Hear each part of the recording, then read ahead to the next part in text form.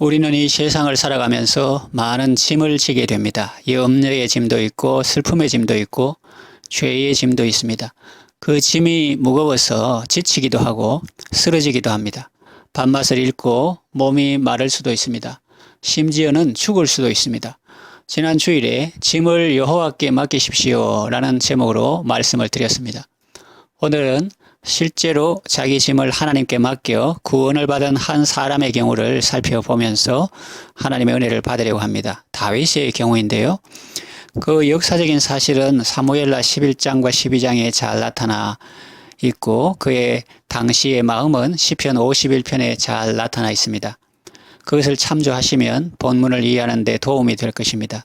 자, 그렇다면 그는 무슨 짐을 지었고 어떻게 맡겼으며 그 결과는 무엇인가 차례대로 살펴보겠습니다. 먼저 그가 진 짐은 무엇입니까? 그것은 죄의 짐입니다. 그는 이웃의 아내를 탐내었습니다. 그 이웃은 그 멀리 있는 상관없는 어떤 사람이 아니고 자기의 충성스러운 부하인 우리아였습니다. 하나님의 계명은 내 이웃의 집을 탐내지 말고 그의 아내나 남종이나 여종이나 무슨 소유든지 탐내지 말라고 하셨습니다. 그런데 그는 이웃의 아내를 탐내고 그를 왕궁으로 불러 동침했습니다. 그의 죄는 거기서 그치지 않았습니다. 자신의 죄악을 은폐하기 위하여 전장에 있는 우리아를 불러들입니다. 그래서 그 아내와 함께 하라고 권했지만 충성된 우리아는 야전에서 고생하는 동지들을 생각하며 왕의 호의를 정중하게 거절합니다. 사실 다윗의 제안은 호의가 아니라 계책이었죠. 다윗은 자기 계책이 먹혀들지 않자 이번에는 더 잔인한 계획을 세웁니다. 요압에게 보내는 편지를 전해달라고 우리아 손에 부탁했습니다. 그 내용은 우리아를 전장에서 죽게 하라는 것이었습니다. 우리아는 그 편지의 내용도 모르고 그저 왕이 자기를 신임해서 군대 장관 요압에게 편지를 그 친서를 전하게 되었다는 사실에 들떠 있었을 것입니다. 요압은 다윗의 명을 받들었고 우리아는 암몬 사람의 칼에 죽게 되었습니다. 그 소식을 듣고 다윗은 마침내 밧세바를 자기 아내로 취하였습니다. 다윗은 살인했고 간음했고 도적질했고 충신을 속였고 이웃의 아내를 탐내었습니다. 하나님을 공경하지 않았습니다. 한 계명만 어긴 것이 아니라 전체를 다 어긴 것입니다. 그는 오랫동안 이 죄의 짐을 지고 살았습니다. 그러는 동안 그는 많이 피폐해지고 황폐해졌습니다.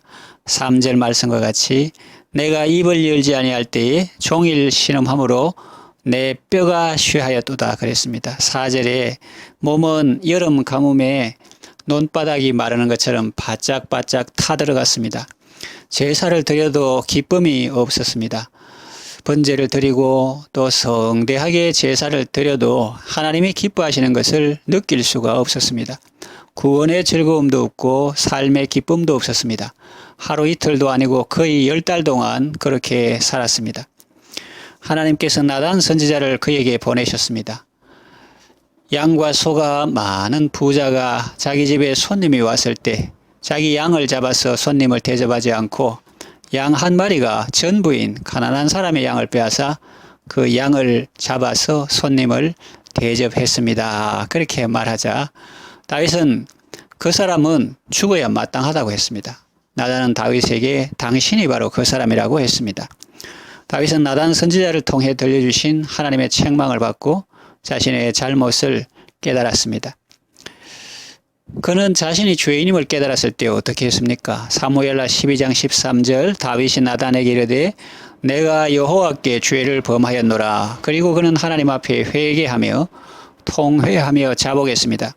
오늘 본문 5절에도 보면 내가 이르기를 내 허물을 여호와께 자복하리라 하고 주께 내 죄를 아뢰고 내 죄악을 숨기지 아니하였더니 그런 말씀이 있죠. 이것이 바로 자기 짐을 여호와께 맡기는 것입니다. 돈은 대신 맡아줄 사람이 있지만 죄의 짐을 맡아줄 사람은 없습니다. 오직 하나님께서 우리의 짐을 맡아주십니다. 돈은 은행에 맡기지만 죄의 짐은 하나님께 맡겨야 합니다. 하나님 앞에 나의 죄를 아뢰고 나의 악을 숨기지 말아야 합니다.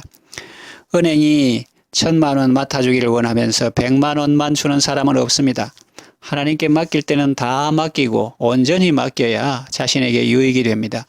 다윗은 하나님께 죄를 고백할 때 죄의 뿌리까지 찾아 내려갔습니다. 내가 죄악 중에 출생하였으며 모친이 죄 중에 나를 잉태하였나이다. 그러면서 하나님의 은총을 구했습니다.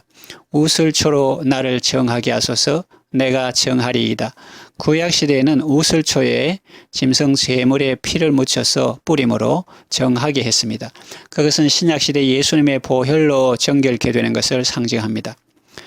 시편 55편 22절에 내 짐을 여호와께 맡기라. 그가 너를 붙드시고 의인의 요동함을 영원히 허락하지 아니하시리로다 했고, 또 시편 68편 19절에는 날마다 우리 짐을 지시는 주 곧 우리의 구원이신 하나님을 찬송할지로다 했습니다.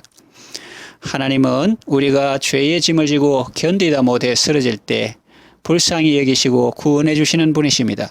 우리의 죄의 짐을 기꺼이 받아주시는 사랑의 하나님이십니다. 그가 죄의 짐을 하나님께 맡겼을 때 그에게 어떤 일이 일어났습니까? 하나님께서 그에게 어떤 은혜를 베푸셨습니까? 먼저 그의 죄를 사해 주셨습니다. 5절 하반절 주께 내 죄를 아뢰고 내 죄악을 숨기지 아니하였더니 곧 주께서 내 죄악을 사하셨나이다. 그럽니다. 이건 사람이 할 수 있는 일이 아닙니다. 오직 하나님만이 하실 수 있는 일입니다. 왜냐하면 하나님만이 내 죄를 대신 짊어지시고 또 그 죄의 대가를 지불하셨기 때문입니다. 이것이 얼마나 복된 일인지 다윗은 이렇게 노래합니다. 1절에서 2절 허물의 사함을 받고 자신의 죄가 가려진 자는 복이 있도다. 마음에 간사함이 없고 여호와께 정죄를 당하지 아니하는 자는 복이 있도다. 그럽니다. 무슨 일을 해서 그 대가로 죄 사함을 받았다면 자기는 자랑할 것이 있겠지만 하나님 앞에는 없죠. 일한 것이 없이 오직 하나님의 은혜로 죄 사함 받았으니 우리는 오직 하나님을 자랑하고 그 은혜에 감사할 뿐입니다. 그리고 환난에서 보호해 주십니다. 죄 사함을 받으면 두려움이 떠나갑니다. 두려워하는 이유는 형벌이 있기 때문입니다. 그런데 하나님께서 죄를 사해 주셨기 때문에 두려움이 없고 오히려 평안함과 담대함이 생깁니다. 사탄 마귀가 더 이상 해악을 끼치지 못합니다.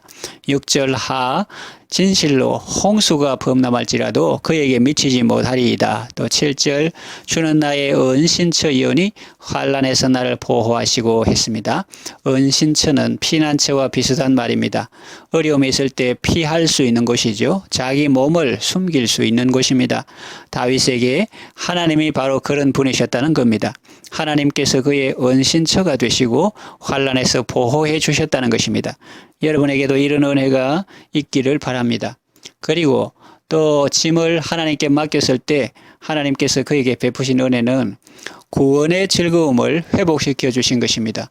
7절 하반절에 보면 구원의 노래로 나를 두르시리이다 했습니다.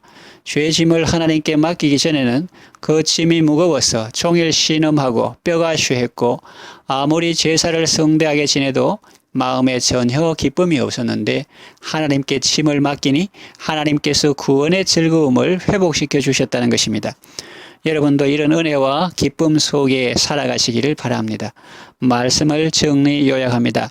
세상에 돈을 대신 맡아주는 사람은 있어도 죄의 짐을 대신 맡아주는 사람은 없습니다. 혹 맡아주려는 의향이 있다 해도 맡을 만한 자격이나 능력이 안 됩니다. 우리의 죄짐을 대신 맡아줄 유일하신 분은 참 하나님이시요 참 사람이신 우리 구주 예수님 뿐이십니다. 그는 우리의 질고를 지고 우리의 슬픔을 당하신 분입니다. 그분이 우리를 초청하십니다. 수고하고 무거운 짐진 자들아 다 내게로 오라. 내가 너희를 쉬게 하리라. 주님의 초청에 응하여 짐을 주님께 맡기시고 죄 사함을 얻으시고 평안함과 구원의 즐거움 속에 감사하며 살아가시기를 바랍니다. 기도합니다. 예수님께서 우리의 질고를 짊어지시고 우리의 슬픔을 대신 당하심으로 우리는 평화를 누리고 나음을 입었습니다. 예수님께서 우리의 죄를 대신 짊어지시고 십자가에 죽으심으로 우리의 죄값은 치러졌고 우리는 속량함을 받았습니다. 예수님의 은혜와 하나님의 사랑을 늘 기억하게 하시고 그 사랑과 은혜 속에서 늘 감사하고 찬송하며 살게 하소서. 예수님의 이름으로 기도합니다. 아멘.